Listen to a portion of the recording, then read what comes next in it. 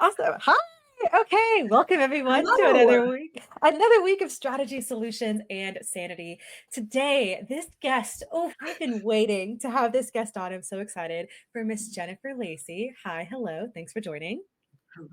Thank you. Thank you for the So, invite. yeah, so Jen, I started stalking you through the cyber world of Jesse. And then, as Mhm. you like to call it, we collided in Yes. Sedona. And we had Mhm. very brief, it was like just such a go go weekend. We had a Mhm. brief conversation Sunday at brunch. And I was like, give me the 2-minute download of your spiritual journey in your life. Go. And you had to run to Yes. the airport. But in those brief interactions, was just this moment of holy cow, this woman is all kinds of amazing. So I'd love for you to give us some insight, let us into the world of Jen on like how you got to where you are. Oh my gosh. Okay, I'm going to try to do this. It's been a very windy road. One, Jennifer Lacy. I work with Robins Morton, who's a healthcare general contractor. That's like my day job. And then I also do a lot of stuff on the side, currently co chairing with Keon for LCI Congress. Jesse and I do a biweekly live stream with No BS with Jen and Jess, co wrote Lean in Love with Jesse. So there's a lot of side projects that Yeah. I guess, because I don't have enough going on. But how did I get to More. where I'm at? So I've been with I know, right? I've been with Robins Morton for 22 years in construction. And prior to that, I was a teacher and a coach and with no construction background. So that's kind Okay. of a lot of some of the stuff we're going to talk about today on just coming into an Yeah. industry that I saw, okay, I think I can do this, and then navigating along the way on where my place is and how can I bring value and how can I serve the people that are here without that very technical side that maybe a lot of people come into construction thinking about. And for me, it's easy. It's Yeah. there are people and there are processes.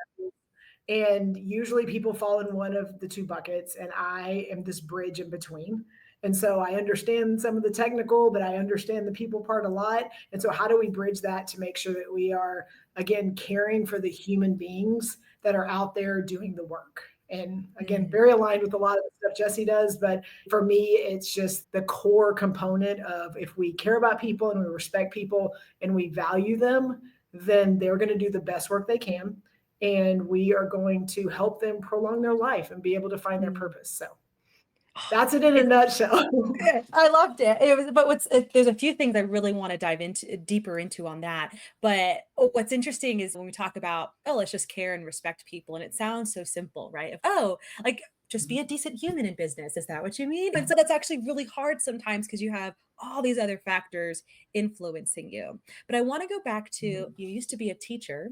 And I've realized a lot of people in my network that I gravitate toward have a background in teaching or have just that kind of persona. So, first, like, what did you teach? And then, like, how Okay. have elements of being a good teacher, how have has that kind of influenced your work now?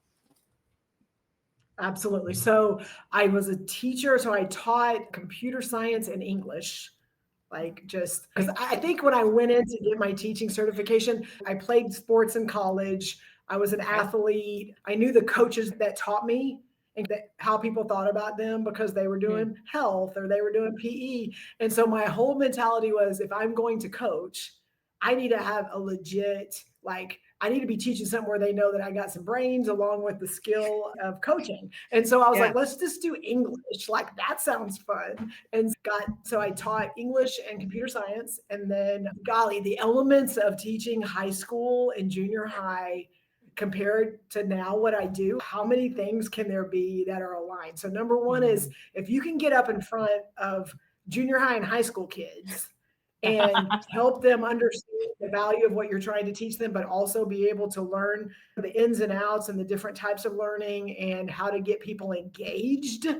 If you can Mm. do it in that setting, I feel like, yes, adults sometimes are just bigger kids, but also if Mhm. you know how to tap into things that are important to people, but also why people are disengaged. I feel like I got like a just fire hose in the Mm. time I was there to go, now I have all these skills that I can walk into any room and go, okay, I see what's happening here. Let me navigate around this so that we can make sure that we are aligned in the end. Yeah. Oh, you know what you're pulling up for me?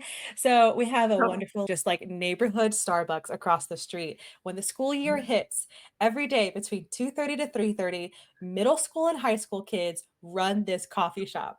And that's usually the time mhm. where I'm like, I need a little afternoon pick me up. But every time I'm like, do I want to brave standing and waiting for my coffee in front of these like 12 to 16-year-olds?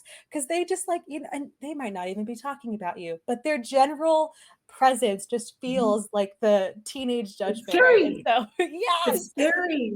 And then like, you're the person oh, up there that and at that age, it's a little different. One, I have a 14 and 16-year-old, so I can go mhm, down every avenue right now that we're talking about. But it's also in that setting, you're not just dealing with that individual sitting in your room. They are still under the mhm. care of their parents.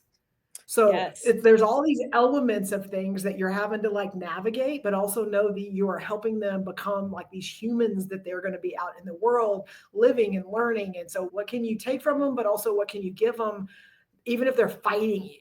And like, how mhm, does that associate to construction? All of it. yes. Also, I would imagine, and not just imagine, I know because I've also done, like, some process stuff. There's when it comes to balancing people and process, there's a great amount of that's, like, kind of therapeutic, right? "Oh, why Mhm, did you avoid this conflict?" Or, "Why are you approaching this process this way?" And there's a lot of mhm, that childhood and parental influence for people that then dictates how they manage and show up in the workplace. And so it's mhm. very similar elements. And so sometimes I feel bad drawing so many connections between managing a team and parenting kids. And I'm like, it's pretty similar. It Like, is. ah.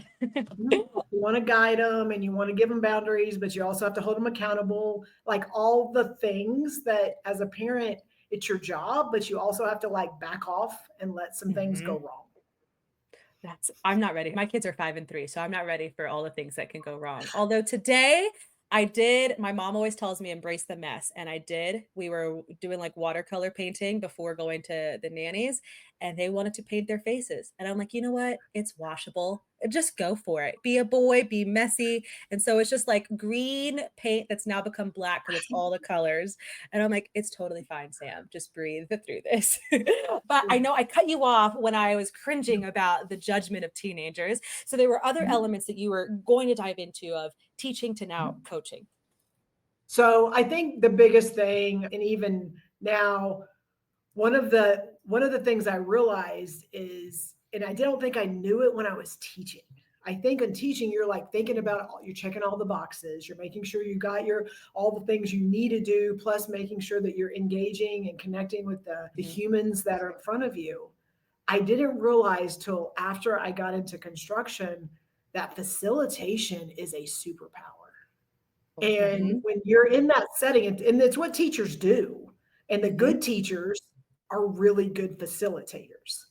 And so when you translate that, or when I translated that over into construction, being able to be in a room and engage and help people connect, but also pull information out and get them to understand the how to integrate with each other, like all of those components in construction are where high performing teams start and begin. mhm. And that's how they grow and get better, is because of how they integrate together.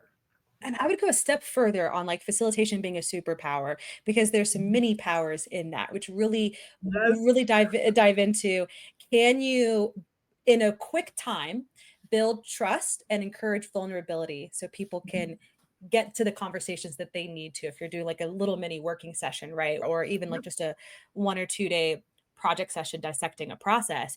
And you have to be able to get through the 5 stages of like a team being formed, right? You have to be able to get through all of that really quickly. Yep. And I can so see that being your superpower because you have such a energetic grace about you is how I would describe Thank that. you. Of yeah, you can very easily be like, okay, this is what this person needs, but I can still present in a way that resonates with this person. And I think that's an amazing superpower. And if someone doesn't know how to do that, just follow Jen, just stalk her and be like, how can I be more like Jen? And Okay. sometimes you have to do it covertly. Sometimes you have to do it without them knowing you're doing it because Mhm. they are disengaged and they are like, I am here because I have to be here and I don't want, and you can tell they're coming in and they already have all these defenses up and they have all this armor Yeah. up. And our job is one to get our point across and get our content Mhm. across and to help. check the box or bring the value that you were in the room for. But the Mm, other is that like other people got asked to be in this room or got told to be in the room, whatever it is. And like, how can they walk away and go, okay, this was worth my time? Or, yeah. okay, I got value from this. Sometimes we forget those pieces. We just go, I Mhm. have content I have to deliver. My job is to deliver the content. Here's the presentation, and I've done my job. And then it's their job to leave and go and figure out how to make it work. And I feel like Mm. that's not the right approach all the time, because if we didn't help them understand the why, then we're a little bit at fault. That also what I'm hearing there is it's not just, hey, understanding the why is an element of delivering your content well. It's instead saying, no, your objective is not to deliver content. Your objective is to engage and have them learn value. And so I'd be interested to know if there were any of those like very standoffish people that then now do they, because you've been at Robins and Morton's for 20, 22 years. So, Mhm. do you have some of those people that started off standoffish that are now out like calling you up, "Give me ideas," or like, "I need suggestions on this," and are like totally open to it all now? Yeah, so I know like part of it was like what are some things that were like drove you crazy? Like that's part of the content here. So I had a Yeah. couple that I wrote down just to go, these are things I Mm, remember early on. I've been with them for 22 years. I've been leading Building Forward, which is our internal kind of approach to collaboration, learning, continuous mhm, improvement, leadership, like all the things that matter that have to do with our culture. That's what mm, I lead. And I've been leading that for about 6 years, but been a part of it for about 10. So it's one of those things where there's a lot of subjective, maybe things that you can't quite measure or touch when it comes to those specific items. And so I thought, what were the things early on that a little bit drove me crazy, but also what are things that maybe I internalized and made things crazier than they needed to be? And so mm. those are the things right now I think that I would love to share because I know that they helped me grow for sure. So the first one was I'm going to say imposter syndrome. Like people say that, but I know coming in, not having the construction degree, not having been out in the field, like it was a huge thing that I was carrying and making myself be less than, Mm, because if I was engaging with someone and I had a goal or I had content or I had things I needed to do, I self-inflicted myself, I guess to myself, that my words didn't carry as much weight because I wasn't out there building something. I was applying that to myself and making myself like, okay, then I don't need to push back, or I don't need to ask another question, or I don't need to doubt or make someone say, hey, okay, wait a minute, think about this. I was doing that to myself. Let me So dissect that a little bit because we're talking like toward the early parts of your career, right? Are you saying that this was mostly just an internal feeling and there wasn't a lot of external factors of like very stereotypical big burly field construction guys like not paying attention to you? Were there external factors that then you had to navigate? Okay, in addition to my insecurities, I need to also show up in this way, or was it really just all internal for you? I would say a majority of it was internal. So I'd say Okay. 80% of it was myself because Mhm. I was surrounded by people that saw value in me before I saw value in me, and just Mm. and really and had good conversations, and they listened to my ideas. And so again, worked with surrounded by people in a firm that really valued what I said, but my lens kept me from being able to maximize that value, because I would be in rooms and I would almost wait. Or if someone said, okay, I don't have that, what I'm going to say is probably not like I second guessed a lot of things that Mm. I'm not going to say held me back from what I could do. It almost like I had to navigate through that to then be able to go, they value me, that's why they're asking, or they Mm. value me, that's why I'm in the room. And I had to navigate through that to then go, okay. And it took a while. Jesse helped with a lot of that too, but it was a balance. Some of it, yes. Okay, what does she know? And things like that. And that's fine because everybody has their thing that they're really good at. Mm. And if mine's not the same as yours, that's okay. In fact, that's even better. And so it doesn't have to be, if you're real good with the technical, hands-on tactical stuff, let me be the person that's helping with the people stuff. That's great. And once I realized that's how we maximize teams is by being able to lean on strengths, but also Mhm. like compensate for others' weaknesses and things like that. So, what I heard there as well, because I think sometimes for people, we can go from the problem of imposter syndrome to then say, okay, I had to navigate this and here's where I'm at now. And that could still feel up in the clouds for some people. So, if we were to bring that Right. down at the tactical side of it, there's obviously some internal work that happened. There was some external kind of peer mentorship that happened, it sounds Mhm. like, with Jesse. Yep. Really, if we again looking at the tactical, what was the way Mhm. that you navigated this and evolved to my voice doesn't matter here to, yeah, no, I've got these superpowers. I can help you even if you know more about XYZ. So the biggest tactical things was number one is I created my own personal advisory board. And so Okay. what that means is there was a point where because I was touching a lot of people, there were people that I was like, oh, I could just sit with them and talk forever.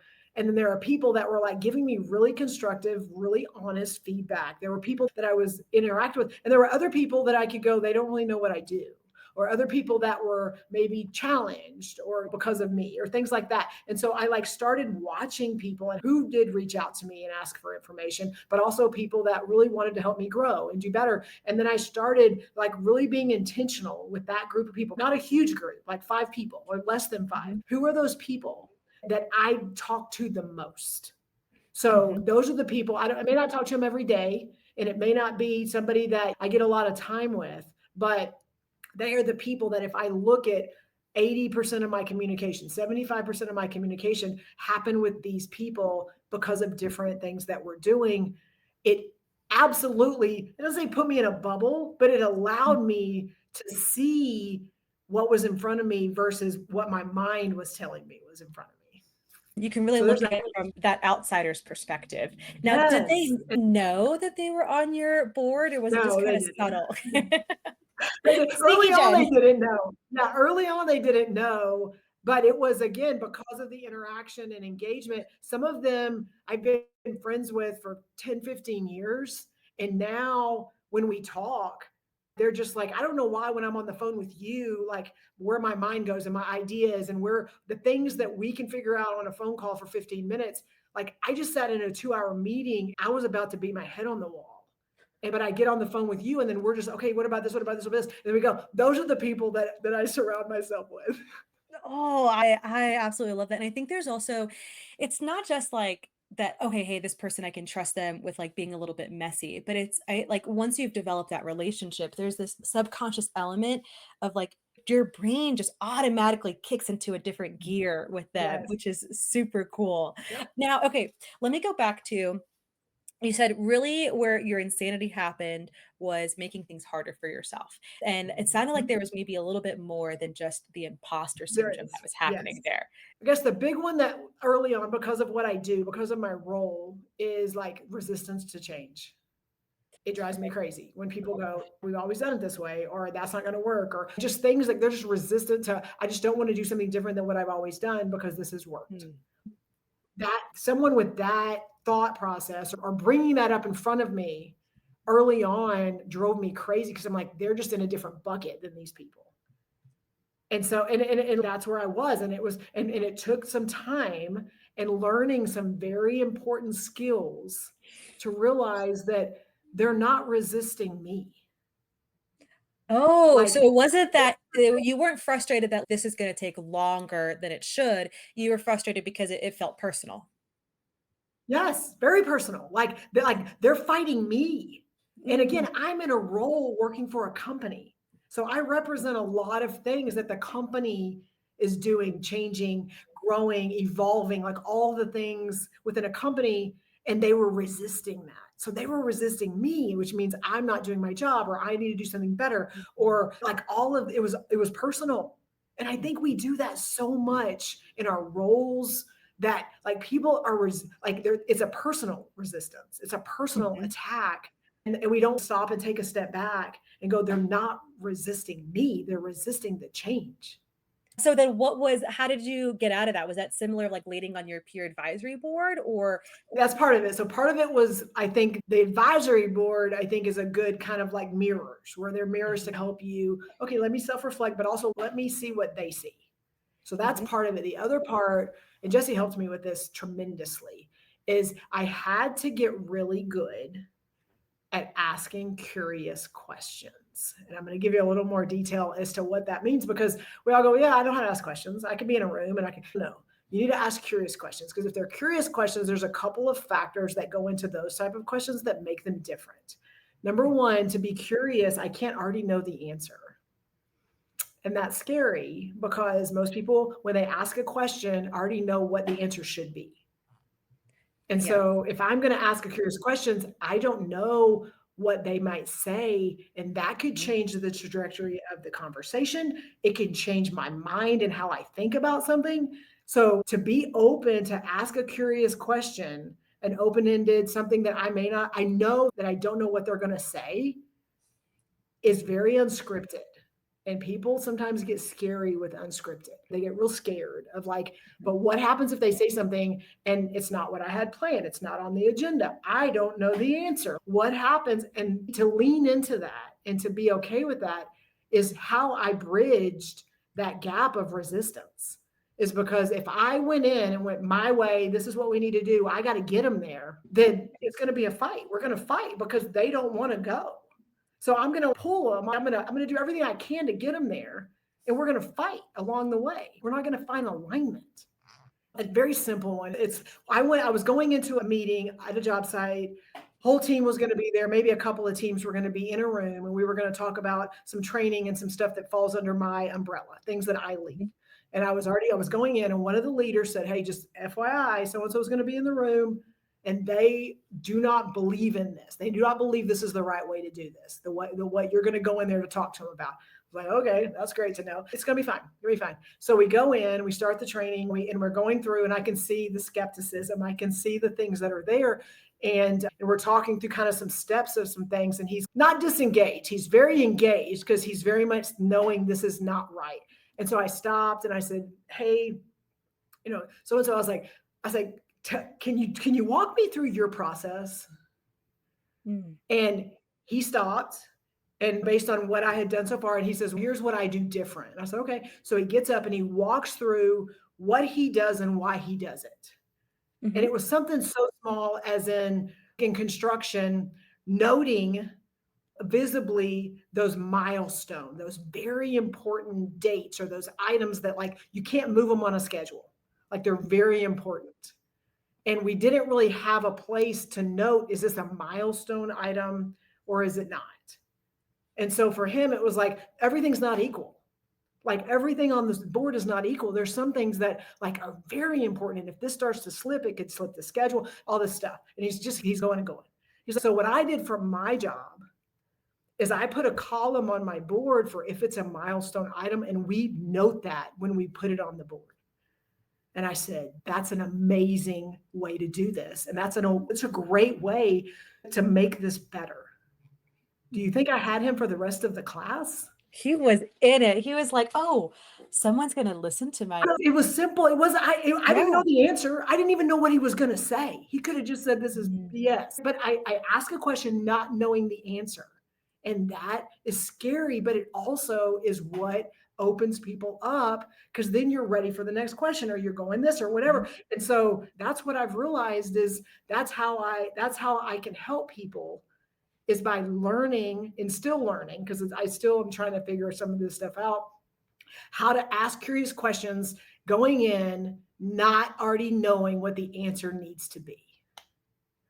And being comfortable that things are going to shift or they might shift. Yes. And what I'm also hearing there to connect some dots here, because we started with superpowers, and there is a place for people that are resistant to change. If you have an entire team that are early adopters and they're like, anytime there's change, like, yeah, let's do it, like they just dive right in. We need those people to energize the rest of the team. But there's also a place for people that are resistant to change, because sometimes, like Yeah. your example there, there's a why and there's something important. And so when I encounter that, I'm like, okay, I'm missing something.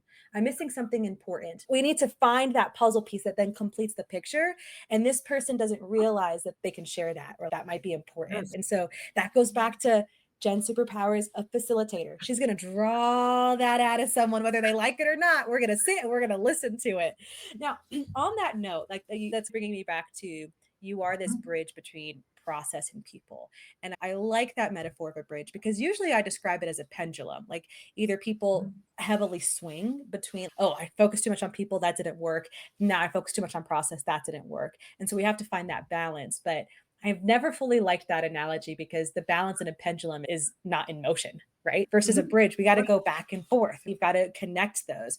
But I guess also I'd be curious to know if this person, okay, now they're engaged in the rest of this workshop, they're with you, they're like, okay, how can we make things better? Are they one of those people now that they're less resistant to change and they've become this maybe earlier adopter on stuff? Or is that still their superpower of questioning all the whys?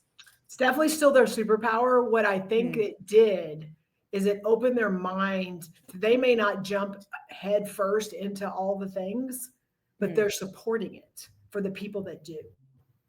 So people that mm, are around them, they're like, hey, I want to do this, or I want to lead this, or I want to whatever. Where before it may have been a resistant, no, we're not doing that. mhm. It's I'll support you to do that. So again, very tenured, very experienced in construction. I think sometimes we don't value that they have been doing something for a very long time and been successful. People do Yeah. things and then we come in and go, there's a better way. And they're like, I've been doing everything, like everything's worked. And I think that Mhm. when we address change like that, we get the resistance for it's on purpose and there's a reason for it is because we're not valuing every brick and every stone and every pain point and every fail that's happened to get them to that point. So how if we bring this back into a business owner, entrepreneur's mind, right? Or first we're saying like, hey, any resistance to change might not be personal. And even more so for a business owner, right? Everything is, I think, on a whole other level of like emotional sensitivity. So then looking at that, how do they then appreciate the value of maybe more senior people? Like, hey, you've brought someone in that maybe has more experience in this industry. They're maybe a little bit older than you. How do they then strike that balance with someone like that?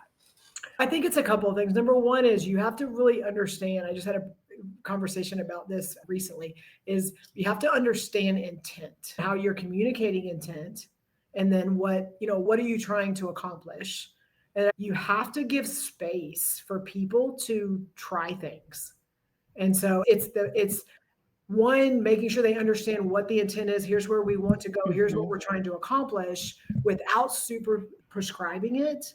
And mhm, then letting them work in this space a little messy, may have to take some steps back to go forward, but letting people work in that space to then try something new or to see if something will work that could get them there in a different way. And so sometimes we think we're doing it, but then we're asking them why they're not doing something else. And so I think being able to create the space for messy, but then also trust, because I think a lot of it goes back to the trust that you said.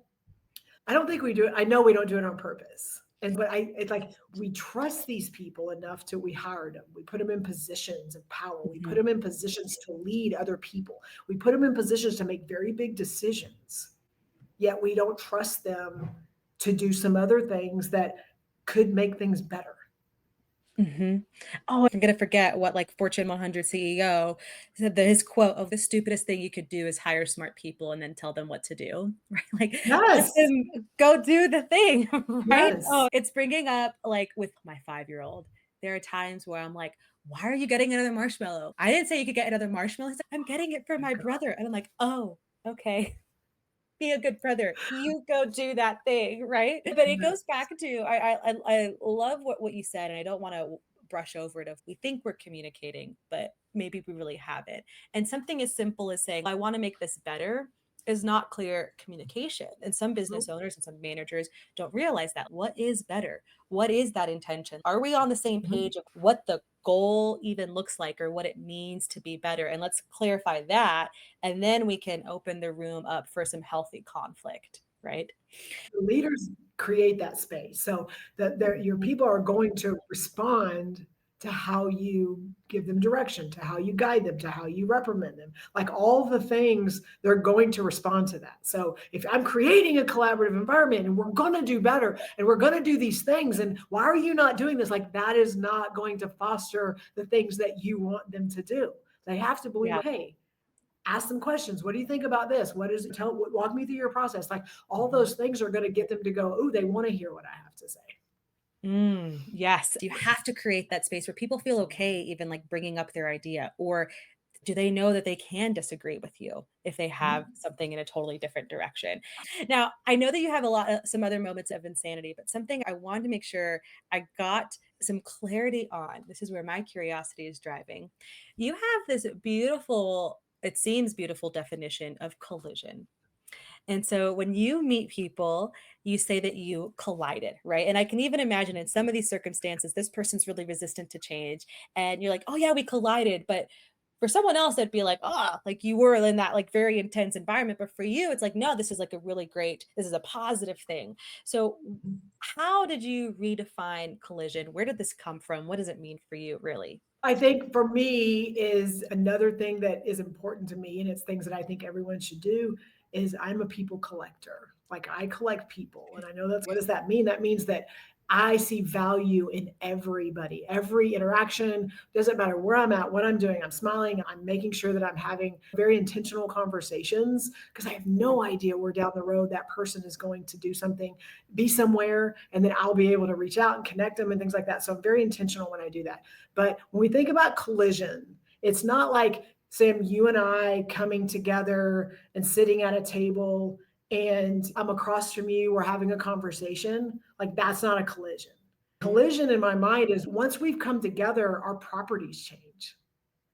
And so for me, when I engage with people, like when they leave, like they feel different. And when they see me again, whatever happened to them in that time with me, they're going to remember it, which in turn is going to help whatever we're supposed to do later. So that is why for me, the word collision is how I try to define my interaction with people, is because more times than not, like it may be the blonde hair, it may be the tall girl, maybe the energy, like there's all the things, and it doesn't matter to me how they remember it, but they will remember their interaction with me. That's interesting.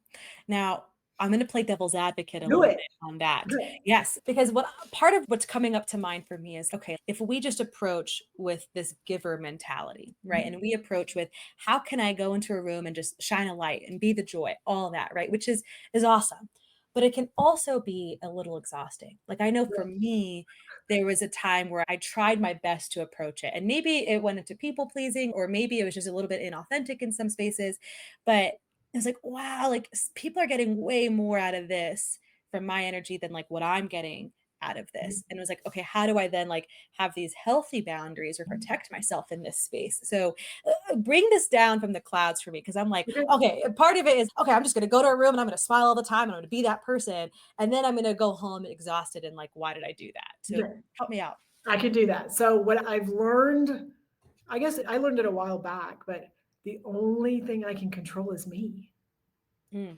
I can't control what you do. I can't control what any other person does when they engage with me. And I'm telling you, there are people that engage with me that go, I don't want any more of that. Or you're a lot. Or I can only take so much. Like there's times where I'm on the phone with someone. They're like, Jennifer, okay, I've had it. This conversation is amazing. I can't do any more of this.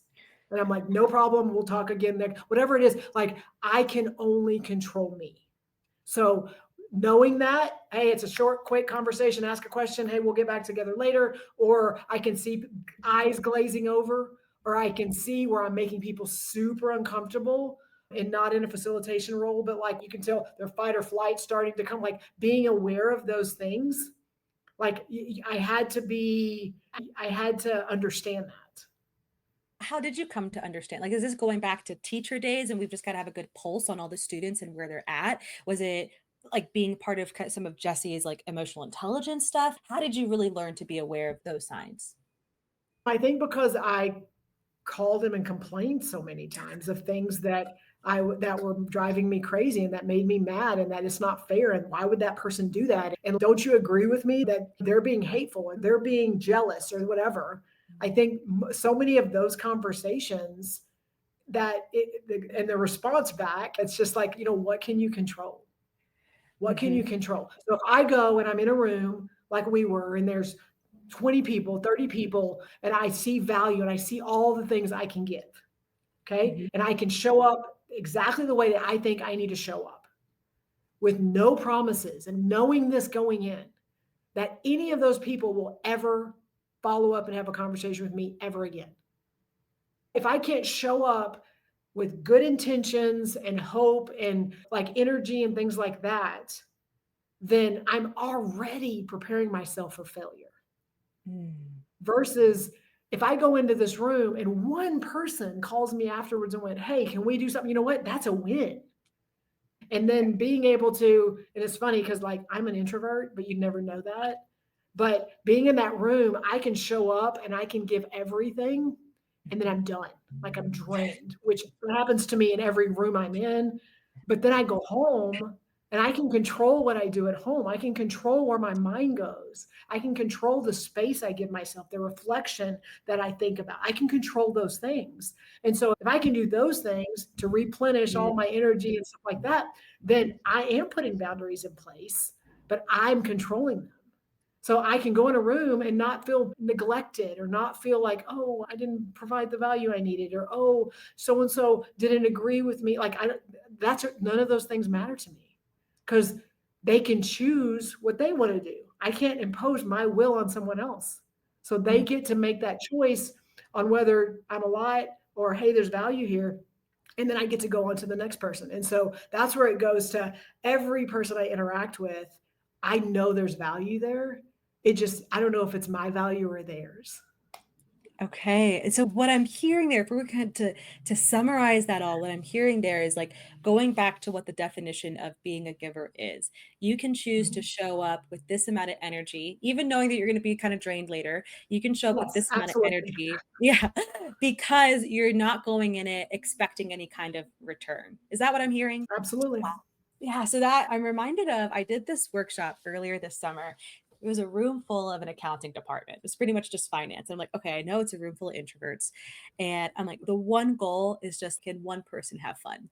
I'm gonna Mhm. do so it was we're starting off the day and I'm telling everyone like it's gonna get goofy. You're gonna feel Yeah. cheesy. Lean into it with me. And so I was like, how can I embody like that cheesy kindergarten teacher and just Mhm. get people on board with me? I was like, if just one person laughs or thinks it's funny and then learns one thing, that's a success for the day. And then Yes. the whole room was like, this is awesome. And I'm like, by the end of the day, like I won everybody over, but you have to start with what's a simple small win that I can go into the day with. Yeah.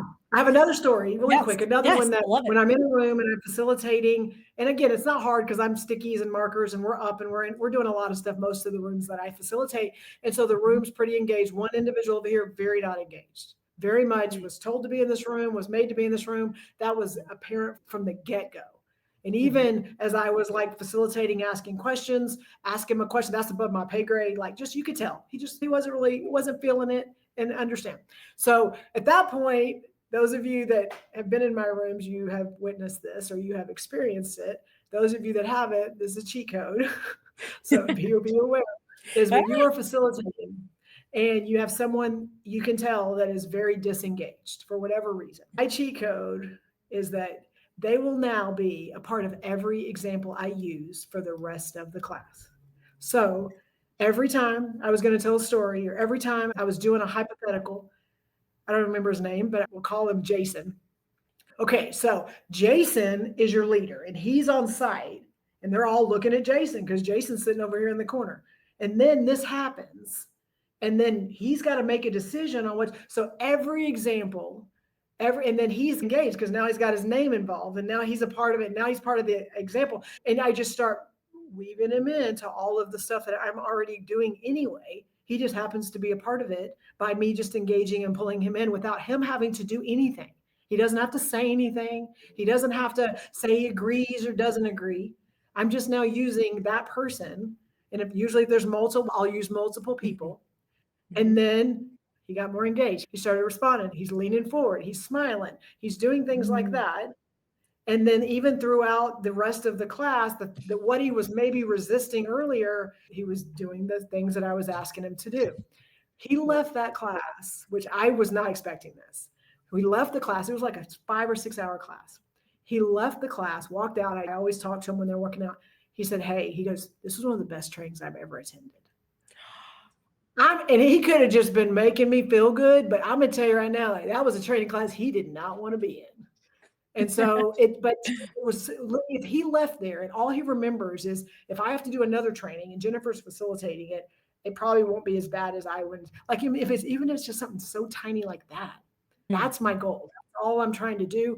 And what value did that bring to me? I don't know, but A that's lot how I of have to show. value. That's like it's filling your cup when you can get feedback like Yeah. that. One of the ways I try to like lower my expectations, but not like in a settling way in the giver Mhm. Yeah. mentality is just don't expect feedback. If it's neutral, cool. And then when all Yeah. the, oh, I loved this, when all that starts coming in, I'm like, oh my God, thank you so much. Like, I loved it Yes. too. I'm so glad you enjoyed it. Right. And yeah, that's totally value for you. And that also then goes into the I'm not an imposter cup. I'm not an imposter. Yep. I have Yep. value, Yep. which it's so interesting to hear that those were things that you struggled with. Because if someone were to do a little bit of cyber stalking and they're looking at your LinkedIn, you're involved in a lot of stuff, girl. You're a I board know. member here, you're leading this. It's like you are not just working at a company facilitating these trainings Yep. and doing all your magical powers over there. You're just like touching and sprinkling magic in all these other areas, which to me then says Jen knows the power of her voice. She knows that like she can contribute value in these areas. And I would never guess that was ever an issue for you. So how Yeah. did you even decide I'm going to join this? I'm going to join this and all da, da, da. It goes back to what I said, is like I didn't know the value of my voice. Mhm. But Jesse and I talk about this, and I think this is important. And those that are listening, I think this is something that you need to hone into. I just had a conversation with someone last week using these words, that when you Mm. are preparing to go in to do a podcast, or you're going in to do a presentation or a training, like, we get so caught up on the things we should be saying, the boxes we need to be checking, what the people in the room are going to think, and that they're going to judge us. Like, these are all the things that live in our head, a lot of us, even if we've been doing things a while. I say, all you need to focus on is your body of work. And I'm going to Mm. look at it in two different lenses. Number one, if you have experience and you have a body of work that doesn't have to be like magnificent, but Mm. your work that you've done, the things you've accomplished, you don't have to go and write a script for it. You're literally pulling that out of your brain and of your knowledge and of the things that are already in the library in your head. So you don't have to overthink those things. And if you're trying to present or talk about something without a body of work, you shouldn't be. Mm. And so it doesn't mean it's not an opportunity to learn, because the people that have to teach, it's a learning opportunity. Because if you don't know it and you don't have the knowledge, and you want to get up and be a subject matter expert, and you want to be someone that they respect, like, you need to know it. You don't need to try to prove to the audience that you know it. And I think we get caught up in that sometimes. And so for me, I was just talking about the things that I was doing and talking and learning as I was going and asking questions. And then there became a point to where people like Jesse go, "Jennifer, like, you're one of a very few group of people here that can do these things." And I'm like, "What? What are you talking about?" And then we started, and then other people, like, so then it became crap. Like, I don't think I realized that, but it was because I was just doing things. And then I was leaning on those things that I had done, those experiences, and talking about it and sharing it. And here's where I screwed up. And here's where I could have done better. And here's the things I've done here. And Jesse goes, "Not a lot of people have done that." And I'm like, "What?" He's like, What are you talking "No." about? And so I think that's where it became, "Hey, Jennifer, can you be a part of this? Hey, we want your voice in the room." And I think that was the switch, is when, the way I show up. Now people, because they are on social media, they get to see how I show up. And I think for me, I don't know, it was the switch, but it was the turning point was when I realized how I show up, and that if people invited me in rooms, that's what they were expecting. And it was different, because now if you're inviting me into a room to be a part of something, you already know how I'm going to show up. I don't need to Yeah. temper that. I don't need to Mhm. be quiet. I don't have to, like, ooh, like, that's not how I show up. And so Mhm. it also keeps me out of rooms. And I understand that too. And I respect that. But if I get invited somewhere, hey, we want your voice on here, we want you to be a part of this, there's a reason they're asking. Megan Shapiro, who was our guest last week, Yes. she touched just on I that with, love Megan. She's one of my oh most my favorite gosh. people. She again, like another like high energy person. And she has the whole idea of people either love me or hate me, but she's embraced that now of like, Mhm. okay, like she's putting content out there. She is clearly showing how she delivers messages and Yep. what her personality is. And so now it's, yeah, people are paying her to show up. They are like putting their stamp of approval on that energy, and that's how she's gonna show up for you. And I also want to touch on some of the things that you're saying here Okay. and bring it back to the business owner perspective, because I think sometimes it is really hard to understand your value and articulate that. And Mhm. that's because a lot of times your superpower is actually something that feels very common sense to you. Yes. And so you can look at it of like, "Oh, like this is easy." And it's those moments that you're like, "Doesn't everybody know this? Or doesn't Yes. everyone know these skills?" Hell no. People don't know that. Like that's your superpower. That's where you can contribute really awesome things for people. And it does take sometimes multiple outside voices pointing something out for you to be like, "Oh shit, that's not so common." Still now, even as I'm leaning into it and I can own it, there's still times where I'm like, yeah, okay. Like it's still, I'm Mhm. like, I'm not one to dance up in the front and go look at me. So it's when they're like, this is the person, I'm just like, okay, I can help. Yeah, you're like, "Yeah, yeah, let's dive in." Okay, let me break this down and Okay. summarize where we're at, and then I'll tee you up because I know I so appreciate you, like, you did notes, that's the structure in Jen coming out, so I know I you've mean, got I had some words. Let's put it that way. I tried to not okay, over script it. okay, I appreciate that, that's the evolution and the growth there, but Yes. if I can pull this down to, like, key takeaways so far, on the Mhm. soft skill side, we've got, "Hey, be proud of your body of work," like, your voice matters. We've got going in with no expectations. That's gonna help you whether you have to ask curious questions or whether you can just show up as a giver, right? That no Mhm. expectations baseline.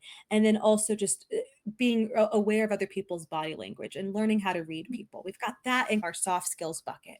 And then on our practical, tactical action item bucket, really what the main thing I heard from you is that peer advisory.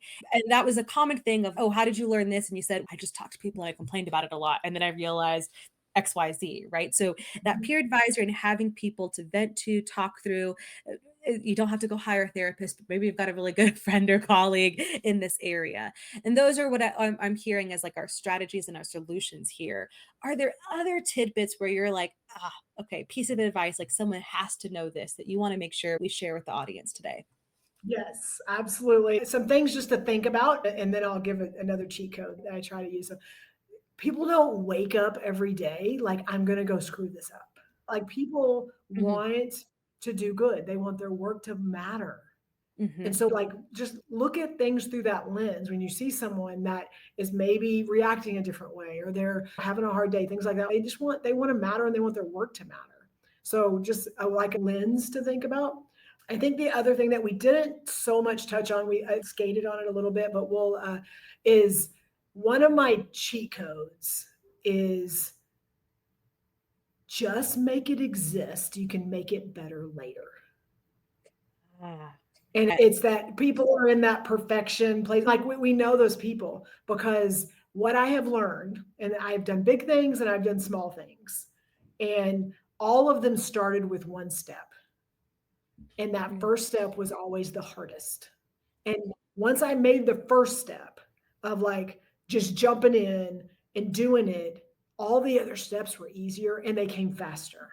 But I had to take the first step. And that's where a lot of we get worried and scared is just make it exist. Like just put it out there, make it exist, make it could be a rough draft, it could be a chapter one, it could be the first paragraph, it could be the first step of something, and then it's out there, people are talking and you're getting feedback, and then your flywheel is just going faster because now your reps are happening at a mhm. rate that would never have happened if you didn't put it out there. Yeah, and that's what makes Nike so amazing, right? Like, just do it. Just go do the thing. Just start it. Whether, like you said, it could be in any part of your life. If you're writing a Mhm, book or you're working out or even this, mhm. I've so appreciated doing lives the past few weeks. I have been told to do lives like since I started my business. That's one of the things people tell me. And I'm like, no, we need recorded. Here's the interview outline. We mess up, it's recorded. So we could just bleep this out. It's fine. And so doing live reps, I'm just over Mhm. here. I'm really It's excited to be real. talking to Jen, but I'm scared out of my mind. I'm like, holy shit, what's my next question? How am I going to make this valuable for people? Oh my gosh. But when you take a step back, like, okay, I'm just going to go do it. And what's the worst that can happen? I flop live. Yeah. Okay, that's fine. Like, maybe so no one likes the first chapter. Maybe they're like, this is a really boring thing. Cool, go make Yes. it better. Maybe you cold call someone and they're like, no, I don't want it. Cool. Now you know that they're not a customer for you. Like, just go start and do the thing. I think that's an amazing takeaway. Yep. But is that also still hard for you? Is that one of the things that's easier said than done for you It still? is. Yeah, it is because again, I'm in a position to where like my stuff is very visible. So if I roll something out or hey, we're going to try this. We just did this within my firm. And Mhm. so we just rolled out a new assessment for our projects on how they assess their project health. So it's like very, very detailed, but it's also tied back into how the project's doing overall with budget, schedule, quality, things like that. So very important and took us a while, got the wording right, looked at who all the stakeholders are, things like that. So it took us a while to get it the way that I think, okay, let's roll this out, got feedback, everything else. Rolled it out, and I'm like, oh, got that box check. Was able to get that and pushed out to the company. Mhm. Within a week, I had someone reach out to me and go, hey, Jennifer, like, this is great, but how does this apply to our division offices and departments? And I was like, well, Mm. holy crap. Like, it doesn't. And that was like step two. But let me work on this. By the end of the day, I had the matrix ready for departments and divisions. I'd sent it out to 10, 15 people cross section. And the feedback the next day was, Jennifer, this is great. I wouldn't change anything. Then it got sent to the developer. And right now it's getting rolled into the app so that going into next month, everything's covered. But that would have never happened if I didn't roll out the project health one. You know what I'm saying? So it's little things like that. I wanted it to be great and perfect, and it still didn't check all the boxes. But also, you're able to do that if we can connect the dots for Okay, people do it, do it. because you have a body of work to speak on. You have a wealth of knowledge to speak on to at least create the first iteration of something. And so, Yes. if you are so hesitant to put something out, maybe that's a sign of like, are we maybe stretching a little outside of our zone of genius, which is different than stretching your comfort zone. I Definitely like stretch your that. comfort zone. But are we maybe going too far out of our zone of genius and we need to Mhm. come back or we need to get more feedback from people before we can even do a first draft of something? Not that it has to be perfect, right? Yeah, Just go do it. right. But if we can't just go do it, that's maybe a warning flag, I would Yeah. argue. Yeah. Or who do you know that does have that zone of genius? And what could you do to engage with them and to ask questions and to get some information? Because it's a really good litmus test. Early on, I'm like, oh, I got some things figured out. I don't know crap. As soon as I started asking people that I knew had some stuff figured out and the Mm. way that we were engaging, and then there were other things that I'm like, oh, I don't know anything about this. And as I started talking to them, I realized like, hey, I'm hanging in this conversation just as much as they are. So it was a good litmus test for me on like, okay, that I need to dig into and learn more about. And hey, I'm at a place now where I can confidently talk about this. And I'm Mhm. not I'm not behind the curtains moving levers that no one knows about. We've got the sneaky magic sometimes, but sometimes we don't got room for that. Yeah. Oh man, we are right at time. But thank you so much, Miss Jennifer, Thank for joining you. us, for sharing your superpowers with us today. I hope our audience got a lot out of this. I know I did. I'm always learning, and I'm so honored to be able to learn from you today. Thank you. Thank you. And again, I'm just so glad we collided. And now I doubt this is the last time we're going to talk. Fingers crossed. All right.